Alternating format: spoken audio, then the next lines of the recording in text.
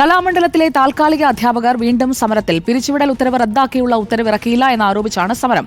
60 അധ്യാപകരാണ് സമരം ചെയ്യുന്നത്. ജെയ്സൺ ചാമുളപ്പിൽ നൽകും കൂടുതൽ വിവരങ്ങൾ.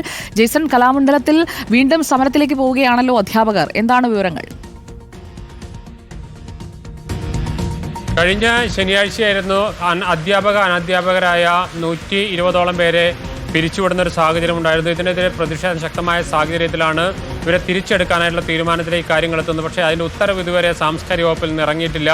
പ്രധാനമായും സാമ്പത്തിക പ്രതിസന്ധി ചൂണ്ടിക്കാട്ടിയാണ് ഇത്തരത്തിലുള്ളൊരു പിരിച്ചുവിടൽ നടന്നത്. പക്ഷേ അത് നിരവധി പേർക്ക് ജീവനോപാധി പോലും നഷ്ടപ്പെടുന്ന സാഹചര്യമുണ്ടായി എന്ന വലിയ വിമർശനവും അതുപോലെ തന്നെ വലിയ പ്രതികരണങ്ങളും വന്നു. ഇതിൻ്റെ പശ്ചാത്തലത്തിലാണ് സാംസ്കാരിക വകുപ്പ് മന്ത്രി ഇടപെട്ട് തീരുമാനം പിൻവലിക്കുന്ന സാഹചര്യം. പക്ഷേ ആ ഉത്തരവ് ഇറങ്ങിയിട്ടില്ല എന്ന പരാതിയാണ് പ്രധാനമായും 60ഓളം അധ്യാപകർക്ക് ഉണ്ടായിരുന്നത്. അതുകൊണ്ട് തന്നെ ഉത്തരവ് ഇറങ്ങുന്നതുവരെ കലാമണ്ഡലത്തിൽ പഠിപ്പിക്കാൻ കയറേണ്ടതില്ല എന്ന തീരുമാനത്തിലാണ് ഈ 60 അധ്യാപകരും.